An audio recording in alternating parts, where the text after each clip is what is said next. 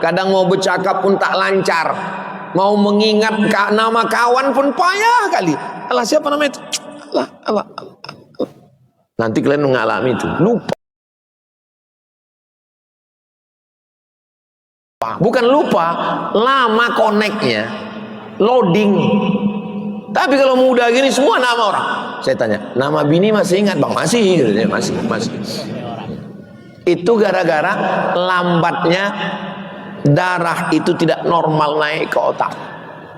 Tapi kalau saya masih muda macam kalian ini, ingat mudah semua. Makanya kata Nabi, la yadkhulul jannata ajuz. Orang tua tak masuk surga. Mendengar orang tua tak masuk surga, menangis nenek-nenek. Menangis. Kata Nabi, kenapa kau menangis?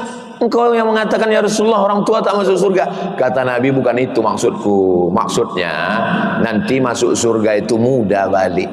Orang masuk surga itu umurnya 30, 31, 32, 33. Macam-macam kalian ini lah masuk surga. Bayangkanlah masuk surga umur 70. Dikasih bidadari. Apa yang mau kalian lakukan? Jadi semua kita ini masuk surga. Ustaz jangan mengejek orang tua. Saya udah tua. Saya lahir 1977. Sekarang umur 48. Saya ini jelita, jelang 50 tahun. Jadi saya sedang menceritakan bahwa kita ini melewati suatu proses. Dan Allah ingin membuat kita refresh, membuat kita penyegaran, menumbuhkan sel-sel baru yang tergantikan. Dan kalau ada racun di dalam badan kita, kolesterol, asam, gula darah, dimakan oleh badan kita sendiri dengan puasa. Ramadan sudah lewat. Warisan Rasulullah yang tetap di hati, puasa 6. Tapi jangan tanya-tanya kawan, kau udah berapa kali? Jangan. Habis itu apa lagi? Nanti bulan Syawal puasa 6. Habis bulan Syawal, Zulqa'dah, Zulhijjah, Muharram puasa bulan haram. Safar puasa 3 13, 14, 15. Kalau 3 hari kecil lah Pak Ustaz. 8 hari, Senin Kamis. Kalau 8 hari kecil lah Pak Ustaz. 15 hari. 1, 3, 5, 7, 9, 11, 13, 15, 17, 19, 21, 25, 27, 29. Puasa apa namanya? Puasa Nabi Daud. Ada yang mau saya tanya apa Ustaz? Kata ibu-ibu. Ya apa tuh Bu? Kalau suami saya ini bukan puasa Nabi Daud Pak Ustaz, sembahyang Nabi Daud. Sehari sembahyang, sehari tak sembahyang. Itu aliran sesat. Enggak ada itu. Makanya kalau dengar ceramah itu, kalau memang dengar betul, kalau memang tidur betul. Jangan agak-agak dengar. Itulah menyatu dia. Ustadz bilang puasa Daud, dia bilang sembahyang Daud. Lain kata Ustadz, lain kata dia. Orang Jepang itu cakap tak banyak, tapi lebih banyak berbuat, buat robot, buat itu, buat ini. Kalau India cakap banyak, kalau orang Indonesia lain yang dicakapkan, lain yang dibuat.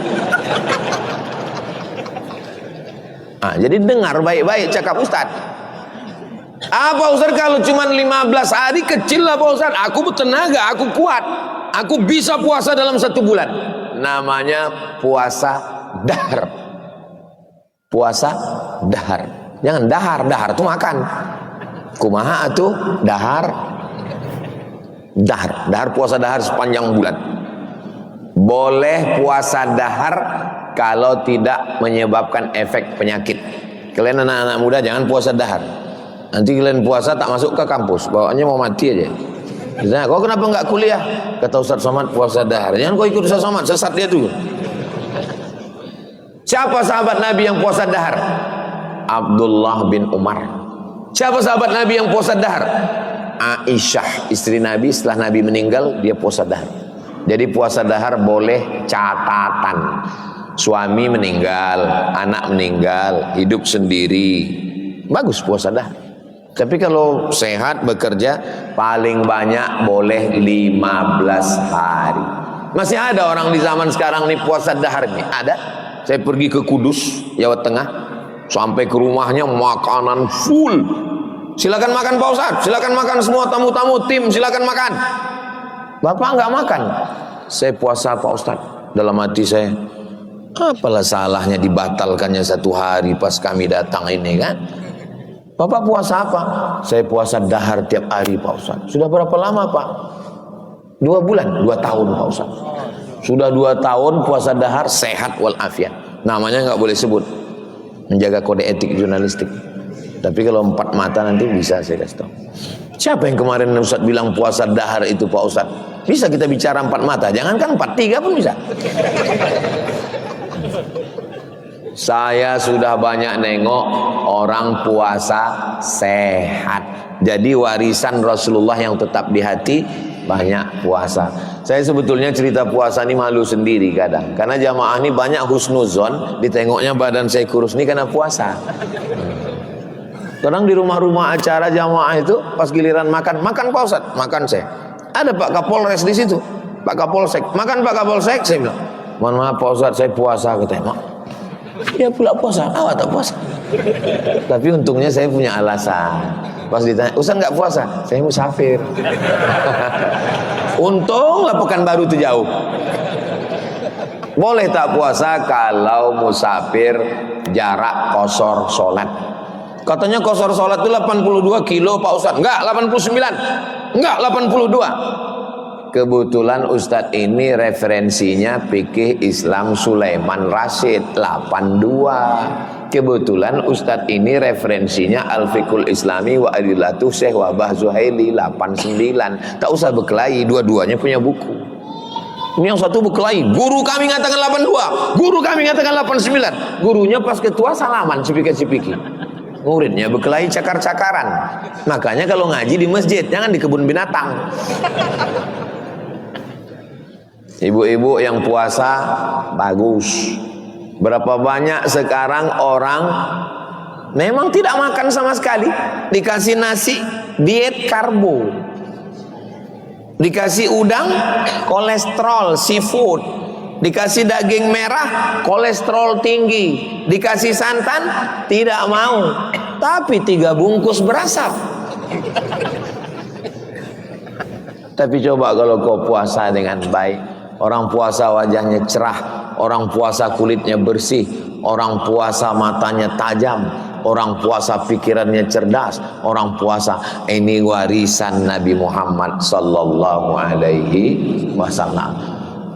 Puasa itu ibadah, sehat itu bonus. Jangan pula besok puasa sunat merubah niatnya. Nawaitu shauma ghadin, puasa sunat diet lillahi ta'ala. Diet itu hadiahnya dari Allah Subhanahu wa taala. Saya tengok Ustadz ini badannya dari dulu gini terus. Ustadz jaga makannya? Enggak. Saya tak pernah jaga makan. Tanyalah Bang Hardi, tanyalah tim kita, tanyalah Pak Teddy. Pernah saya rupanya menolak makanan? Enggak ada. Apapun yang diletakkan di situ selesai. Karena memang enggak ada tolak makanan, yang ada kan tolak bala. Tapi jangan banyak-banyak. Yang jadi masalah itu kulu, makanlah, washrobu, minumlah, wala tusrifu, jangan berlebih-lebih. Makan sebelum lapar, berhenti sebelum kenyang. Jurus Nabi Muhammad ini asal disuruh makan belum berhenti. Kenapa kau belum berhenti? Berhenti sebelum habis Pak Ustaz. Kenapa mesti dihabiskan? Innal mubazzirina kanu ikhwanas syayatin. Orang mubazir saudara setan. Ayat yang lain tak ada dia hafal. Pas ayat menghabiskan nasi itu hafal kali. Warisan Rasulullah yang pertama. Berikutnya yang kedua. Ini yang nampak, yang zahir. Saya bisa menghentikan kaki saya. Ini kaki saya berhenti berjalan. Saya bisa menghentikan tangan saya. Saya bisa menghentikan mulut saya. Tapi saya tidak bisa menghentikan pikiran saya. Tak bisa menghentikan.